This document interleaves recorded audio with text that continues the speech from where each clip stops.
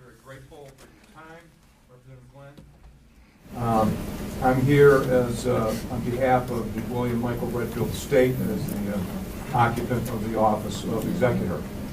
To whom it may concern, this is on the record. There's a number of handouts I also gave you that you should have right now. I hope this will be recorded on the record, so it will be up on the internet. Our saga, I'm very brief. Our saga began with DTE October 31st, 2011, when we first posted the notice of non-consent for the AMI meter. The DTE letter writing campaign began in July of 13, whereby we promptly replied with polite yet firm non-consent to DTE's generous offers. After 30-plus certified mailings, DTE failed to honor any of the requests. We might also add that Attorney General Schuette, Governor Snyder, Chairman Thalberg, and this esteemed committee's previous chair were notified of these various shenanigans.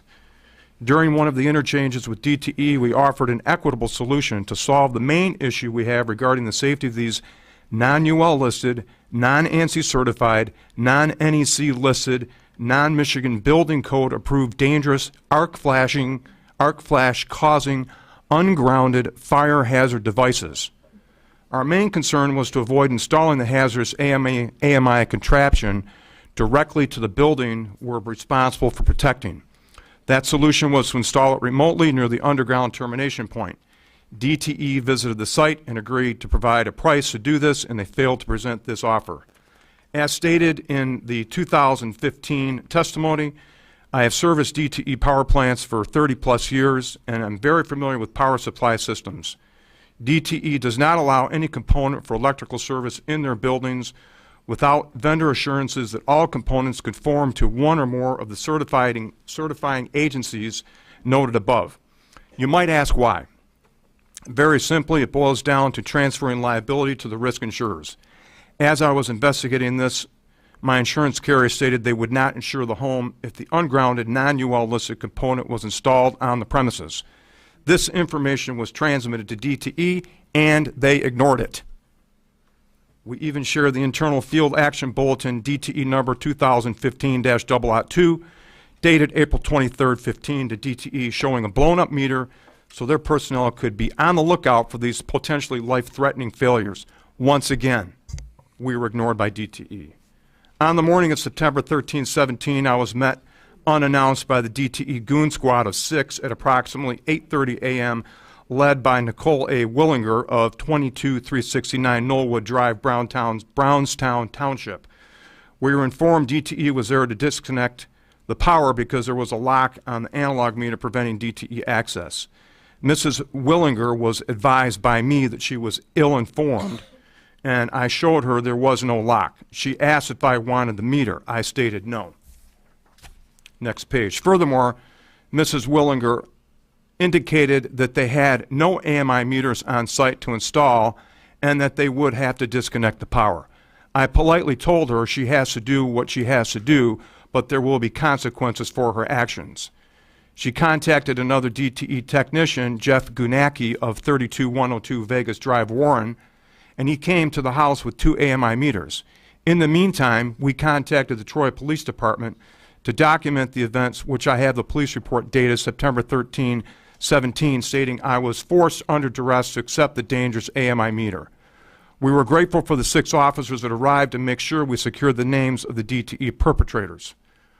The irony in this message is the disconnect threat was under the auspices of MPSC Rule 460.136, which states in part that the power is being disconnected for health and safety when locks are present. There was no lock. However, now that we have 2 AMI meters installed, there are 3 locks mounted on them, keeping the occupants of this dwelling extra safe. During the meter installation process, we asked Mrs. Willinger if the fire department or police have a device to open the DTE locks in the event of a fire. She stated they do. When I contacted the fire chief in Troy, he emphatically stated that Troy does not have any unlocking device for meter removal. This is a very unsafe condition, particularly if the first responders need to battle a fire and are unable to get through to DTE in an emergency. No wonder the MPSC has the rule in place.